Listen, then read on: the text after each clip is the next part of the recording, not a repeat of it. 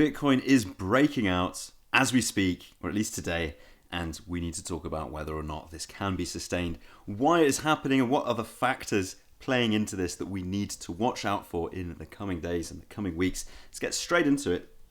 As I'm sure you have noticed already, if you're somebody that is watching the markets like I am, Bitcoin currently trading at a price of $81,500 US, breaking out from highs that we haven't seen since the dead lows put in all the way back on the 6th of February. If we zoom in a little bit here to the hourly chart, we could see a bit more of the character of how this move happened.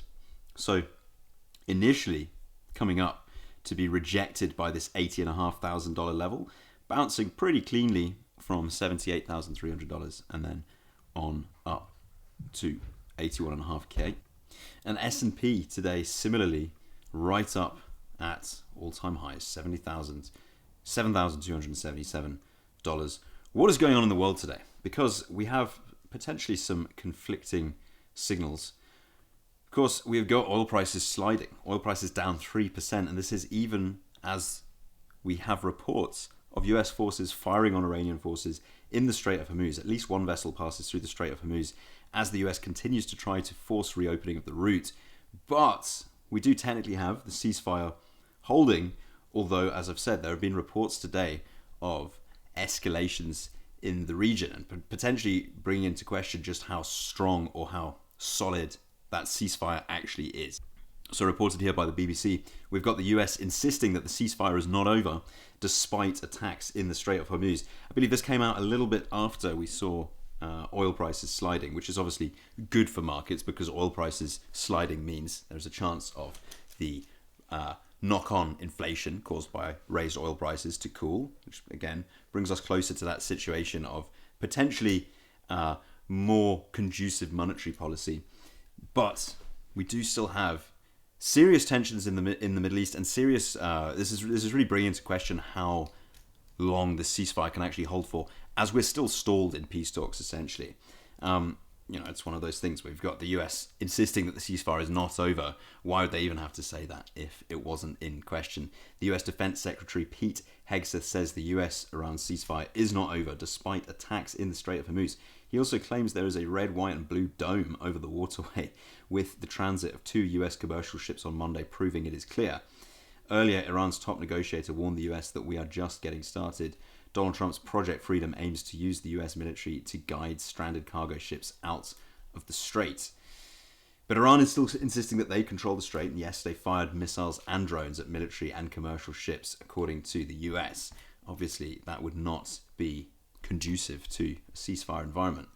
The thing is, though, I think the market is in a situation now where any sort of slight positive news about this situation, i.e. knock-on effect of oil prices coming down a little bit, is going to have further repercussions on the wider market, right? On risk assets, clearly, got the S&P right up at all-time highs, and the knock-on effect of Bitcoin. You can see I am still in a long position in the Bitcoin market, leveraged here, 20x 0.03 Bitcoin. I know it is an absolutely tiny position at this stage. We are up $474, which is really not bad for the position sizing. I don't have a percentage reading right now on unrealized profit on there, but I've taken out money from this trade. I've been long since 65k with a much bigger position size and took out profit from that trade strategically on the way up. The reason for that was basically betting on an over-leveraged market to the downside. And now we're at a stage where honestly it just makes sense for me to stay in this trade because I've de-risked so much out of this already. At this point, it's such a small position size. I'm willing to let that run. I'm willing to risk it. And also the way that we're breaking highs here, it's not pointing to me that the party is about to end very soon. What the opposite of this would be a massive surge up, like just clearly coming up way too quickly, potentially into some of these sell-side liquidity zones to the upside, and then a subsequent battering to the downside. We are setting up for that, unfortunately. Just looking at leverage in the market, right? Here's the 30-day Bitcoin exchange liquidation map. Look at this disparity between longs and shorts because people love getting long when they see the price go up.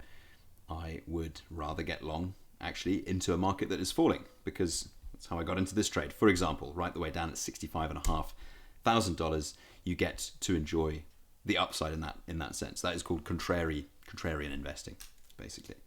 But all of that is honestly a bit of a distraction from my main policy right now, which is just to invest in spot while the market is down. And I think we are going to get another opportunity to buy even cheaper Bitcoin than where we are right now. Iran situation resolved or otherwise. I don't think the bear market is over. But short term, look at what we've got building. Okay, we've liquidated $200 million worth of shorts, fine. But look at this long side liquidation risk piling into the market. And just as a refresher, potentially you're new to this, new to my content, long side liquidation risk basically means that everyone who got in on the market leveraged long, right? Similar to what I've done here, essentially borrowing money from the markets to get long into those trades, is doing so with money that they don't actually own. And thus, when the market pulls back just a little bit, they might get liquidated, i.e. forced to sell out of those positions, which means the exchange is effectively dumping supply onto the market. And that's when you see really big, sharp moves to the downside, similar to what we saw here, liquidation driven. Right now, we're liquidating short positions, but for the reasons I've just explained, I am looking for a way to get out of this trade, basically, because I do think that a big sell-off is coming. It's just dependent on exactly when and exactly the market behavior that I see. And I've described already, that would basically mean a lot of buying activity, prices coming up way too quickly. You see even more leverage long positions coming in, and then the smallest pullback sets off the cascade of stops going off to the downside. But as always, that's just a theory.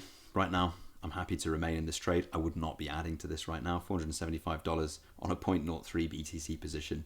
It is pretty good. As I said, I've already taken out plenty of profit out of this trade, but it's not the main goal right now. As always, purely my opinion, just shared for entertainment purposes, but I really appreciate you watching this. If you enjoy these daily market update videos, consider giving me a subscription, and I will continue posting these, plenty more to come. Catch you in the next one. Bye.